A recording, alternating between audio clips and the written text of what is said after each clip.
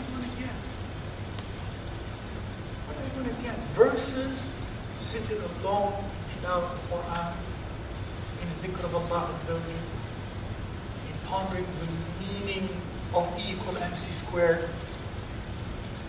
what it means to you and Allah Azza wa Jalla. Even that.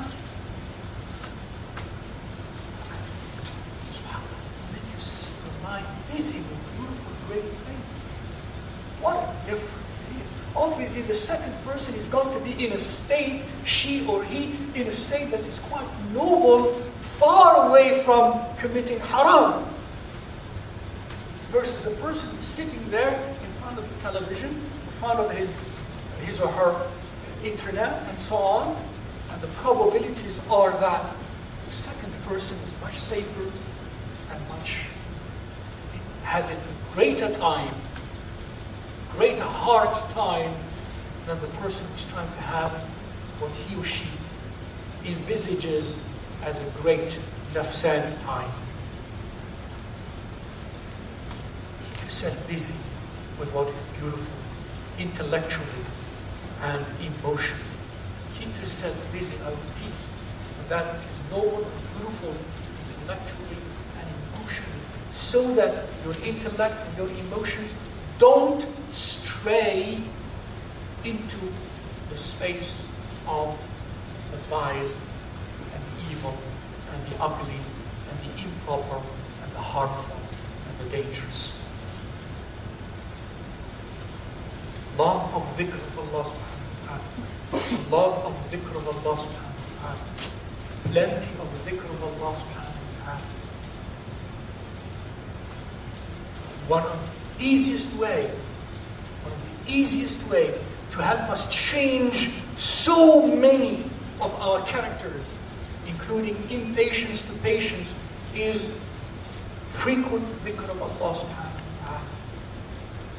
Frequent remembrance of Allah subhanahu wa ta'ala with your tongue and with your mind and with your heart. Frequently do that. Even if it is only with your tongue. Don't stop. As frequently as you can.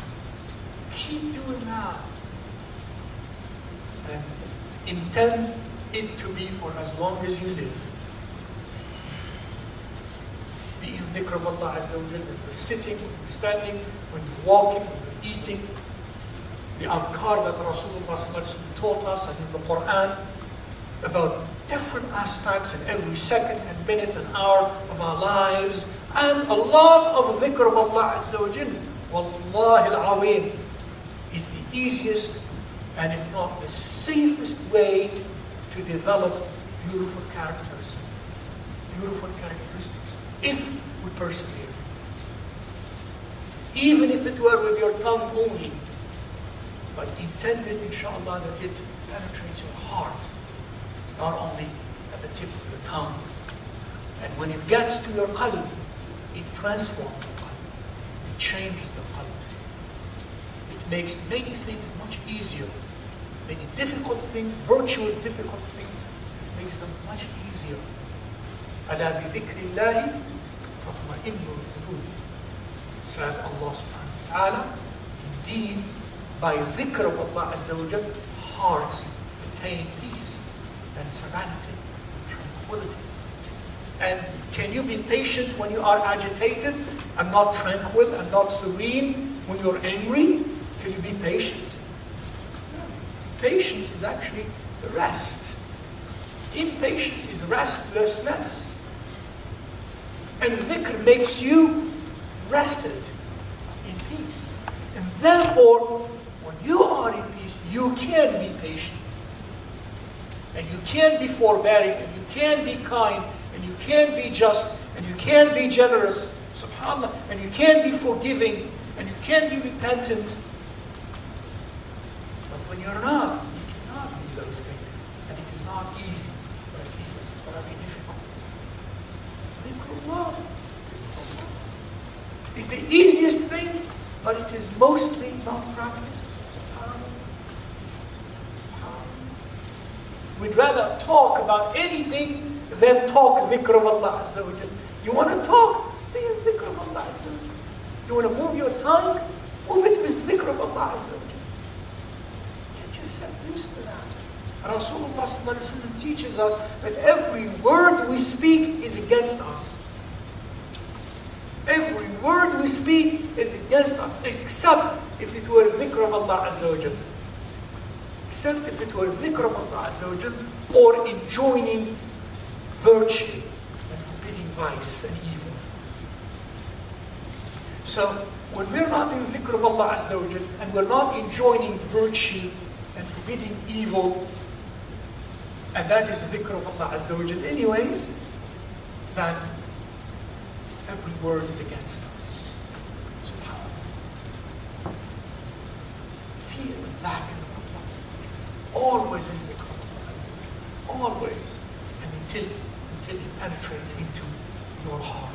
Bi-idhnillahi ta'ala.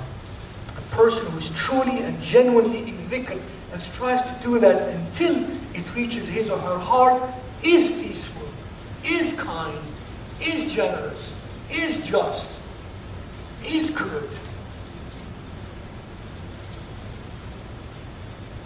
is patient. And of the means that help us be patient as we struggle is one thing close to dhikr, the form of dhikr, which simply means that we cannot do anything by ourselves. I cannot be good by me, by my efforts, by my struggle, though I must struggle. You see what I mean? Though I must struggle, but I believe that it is not my struggle that make me good, graced, and beautiful, therefore patient. But I believe that my struggle is only a requirement, a condition, and that I am good, I become patient by, and by whom? By what? Allah Azza wa Jalla's merciful law, kindness, grace, rahmah.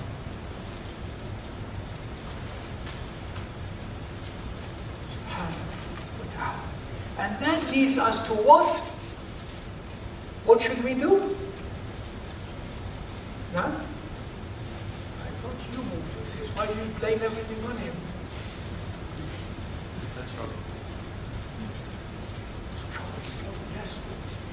Struggle. Something in what? The context of what I said. We don't make it by ourselves. With struggle, struggle by itself does not lead to that. Struggle is necessary, but not sufficient. Is that clear in your scientific language? It's necessary, but not sufficient. So don't say I shouldn't struggle. All of this was about struggle up to this point. It's necessary, but not sufficient. What is it? Allah is what leads us to that. Allah is what makes us patient. Therefore, what is it that we need to do that is connected to this meaning? Which is actually work and struggle, but I'm not going to say it.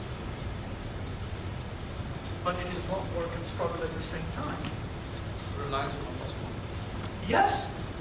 Reliance on Allah Azza wa Jalla. That's an internal indeed, an internal act. I don't want to speak about that, that's more difficult. Something we do. We say, dua.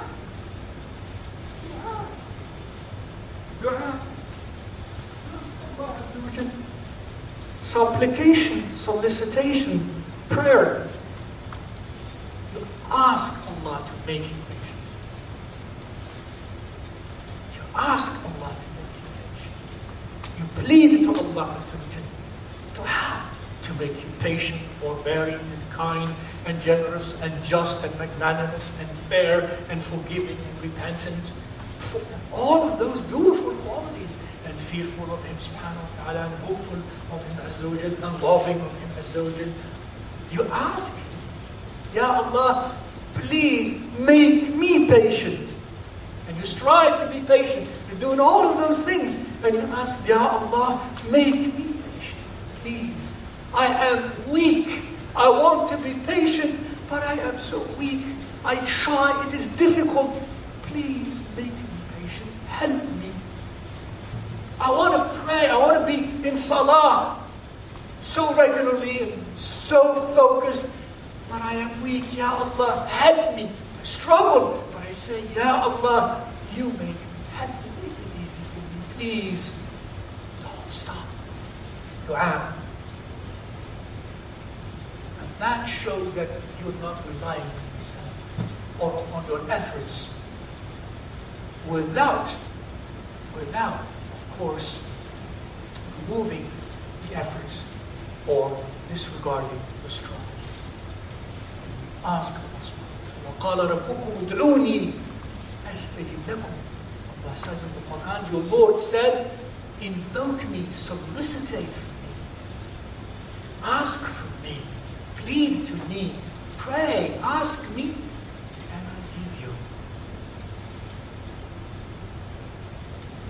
And I will give you.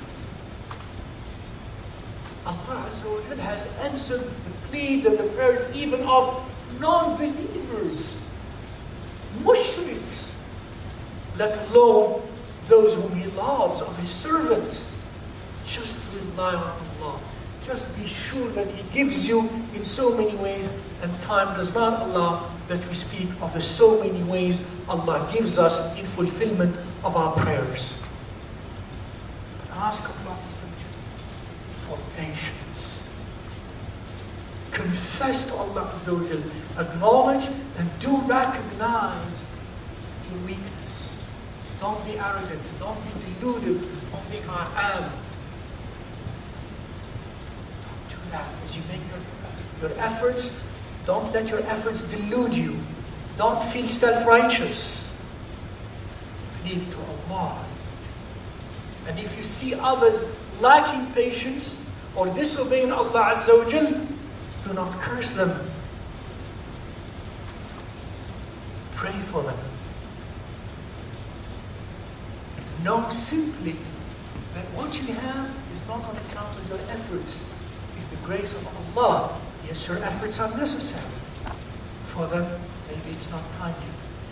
And yes, maybe they are not struggling enough. And maybe they don't know. Even when they do wrong, what they do wrong is wrong. And they are to be held accountable and responsible for that. But without hating them. But without feeling above them. But that Allah Azza wa Jal has graced you with obedience, and He's still testing them with disobedience. Don't think you're better than they, for things might change. Things might change. And you become in their shoes, and they take yours. Always remember the grace of Allah on you.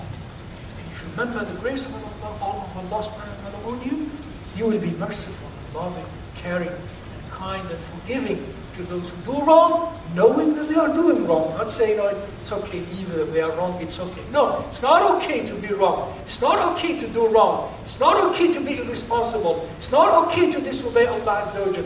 No, it's not okay.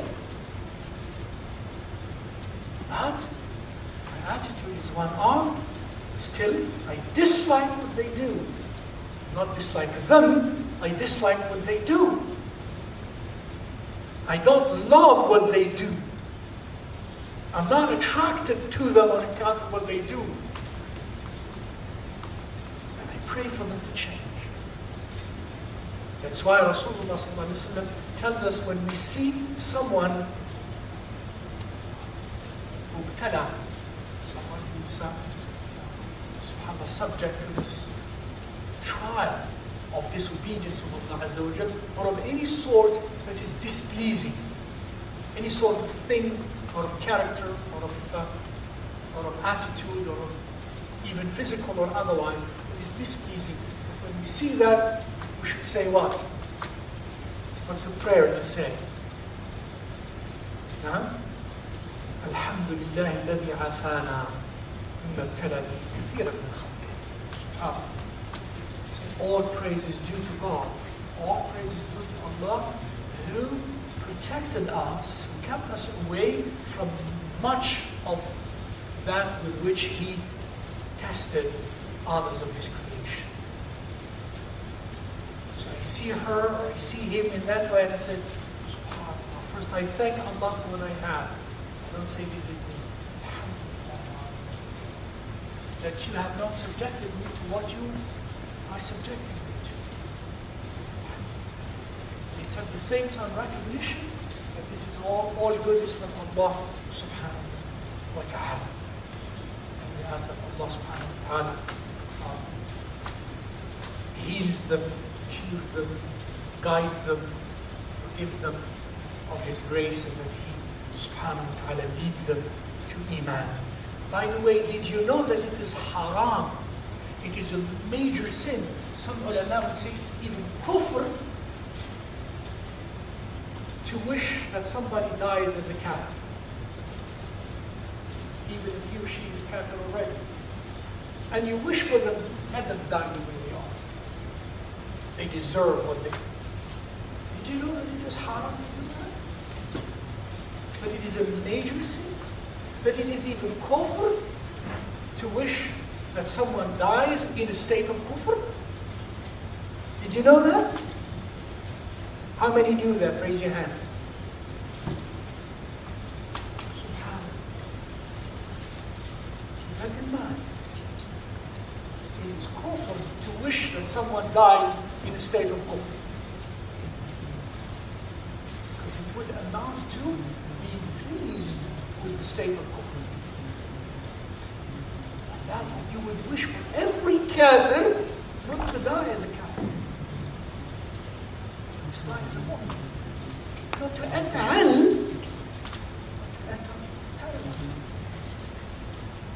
not to be with shaitan, to be with Allah in this dunya and in akhirah and in the hereafter. So dua, imploring Allah subhanahu wa ta'ala and asking Allah subhanahu wa ta'ala to make us of those who have sabr as the ultimate way by which we seek to be patient, we seek to have sabr. These are some of the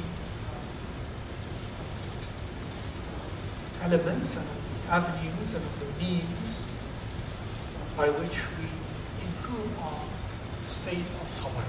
And by improving our state of sabr, we are acquiring a very fundamental an important character and trait of a beautiful human being. Therefore, realizing the need for connecting with our origin, our divine origin, in Jannah, the spirit that Allah subhanahu wa ta'ala breathed in us. May Allah subhanahu wa ta'ala make you be of those who have realized themselves spiritually, who have grown to be in this life, of those who become in their life beacons for others about divine beauty, about divine majesty. And we cannot do that without developing and cultivating divine characteristics. Divine characteristics are not materialistic, are not selfish, are not nafsani. They are fortunate. We have been trying to remind ourselves of during these few sessions we have today. I ask Allah subhanahu wa ta'ala, before I leave the rest of the time for your questions, inshallah, I ask Allah subhanahu wa ta'ala to forgive me and to pardon me first for anything I could have uttered that was not above and to him of easy way, that was not right. That is only my own ignorance, due to my own ignorance, and the weakness of my own self and the impact of shaitan myself. I seek refuge in Allah that I remind you of him against myself. get it. Ask Allah subhanahu wa ta'ala to illuminate all your hearts, inshallah, and to make you intense in your hubb, in your love for Allah subhanahu wa ta'ala and His Rasul sallallahu alayhi wa sallam.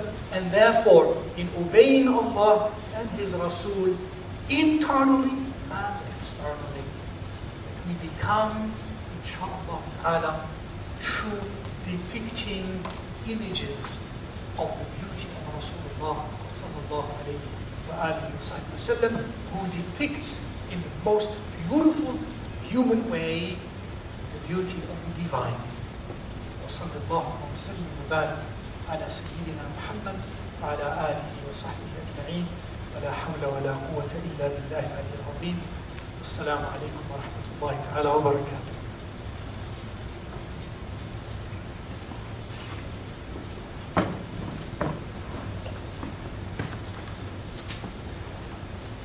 Do you have any questions?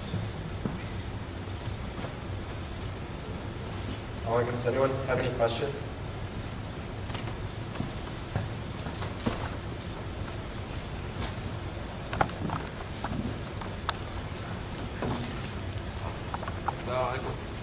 I have a question.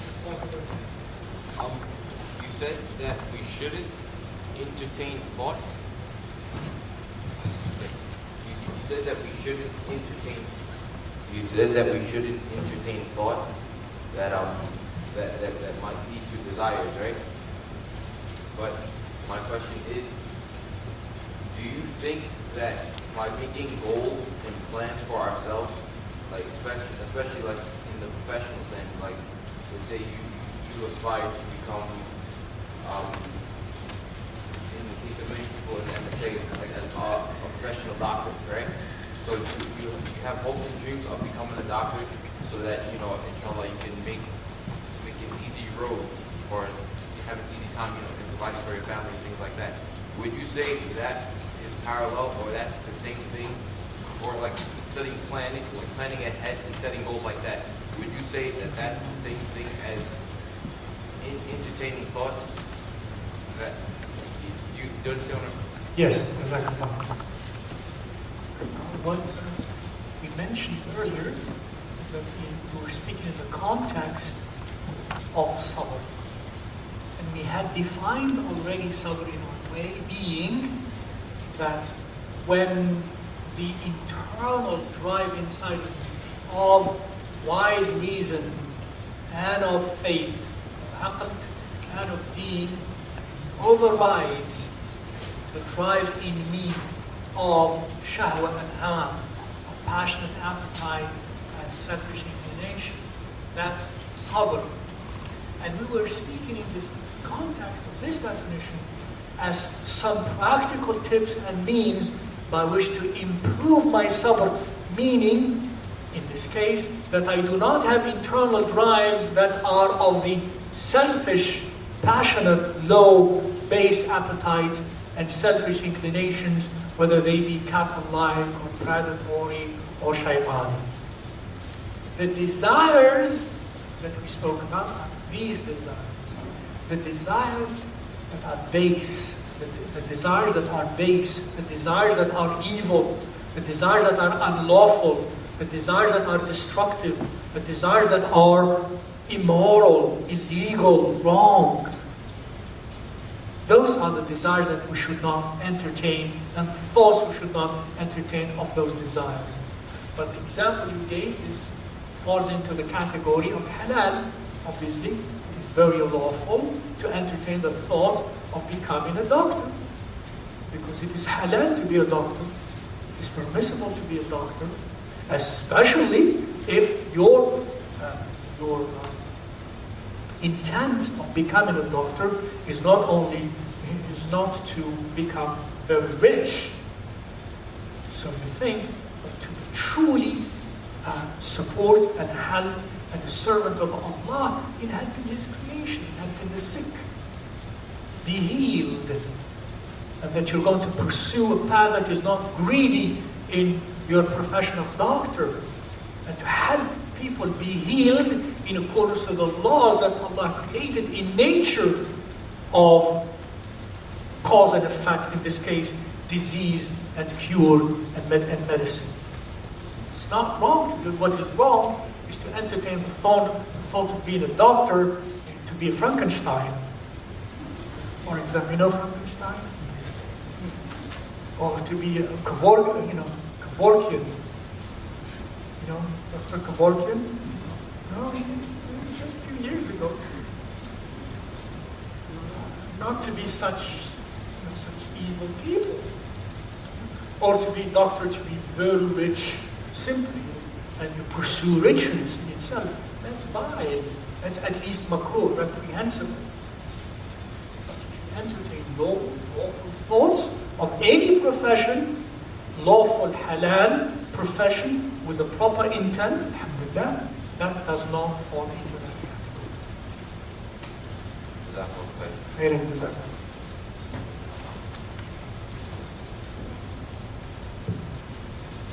Anyone else? It is a written question, let me see what it is.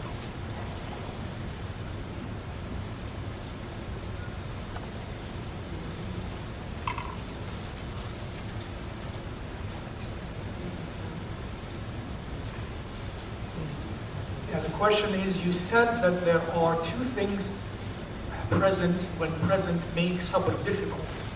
The first thing being that one has a strong internal drive for that wrong thing, and the question is, what was the second thing?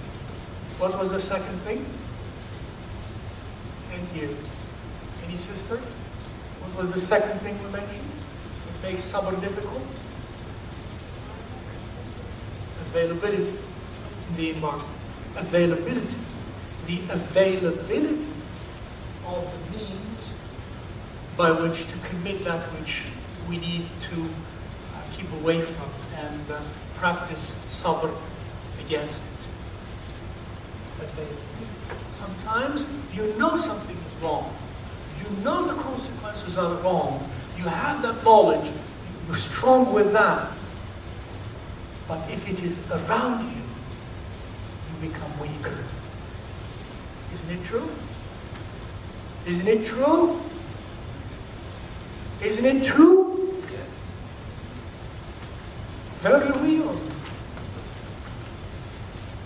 Very real. So don't be a fool by bringing it to yourself or going to it. You know what I mean. There are many things in life nowadays that fall into this category at all levels. Don't make it available. Don't be where it is available.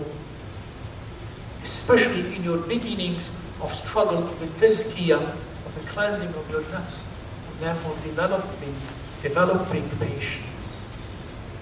The best defense against weakness in front of a drive is to be away from it. As far away from it as you can be. Even if you're a scholar, you could be a scholar but with a weak resolve to certain things. Then one way to defend yourself against it gradually is to keep away from it being available to you. In secular psychology, in behavioral psychology, the experts know this. They know this fact. And they tell you, in the name of freedom, we don't impose on anybody to do anything. You are free to choose, true or false. But what do?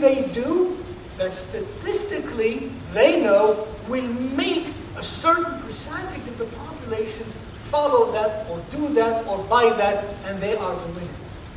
What is it? Through what? Through what? Advertising. Free advertising. Billboards, television, computers. Nobody forces you. Nobody imposes this on you.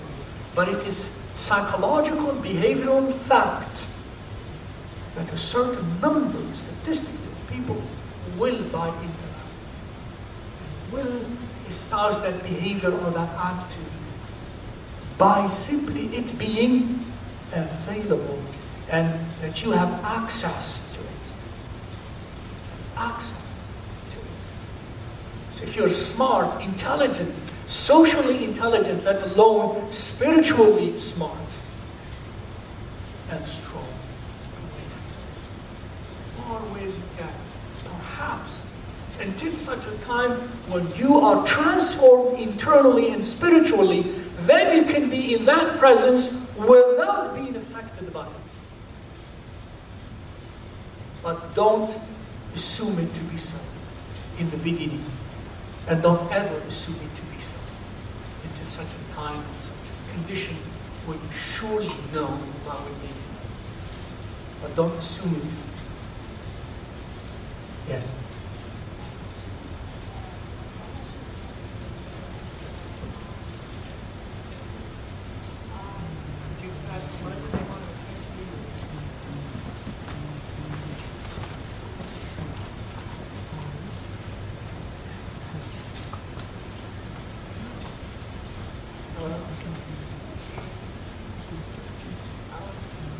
So, let's say you're pursuing a profession that you think complements your natural abilities or something that you're good at, skill-wise.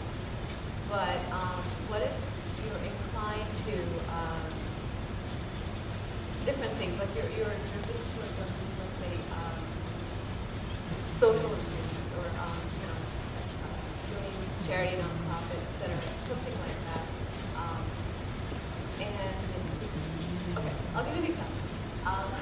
I would really like to go into nonprofit, but I'm pursuing something in engineering. So my parents, they would like me to have a career that's stable and, something that's going to for me. And we know nonprofit doesn't really pay a lot or, something like that. So the pleasure of our parents is a higher precedence to doing something that's beneficial for society.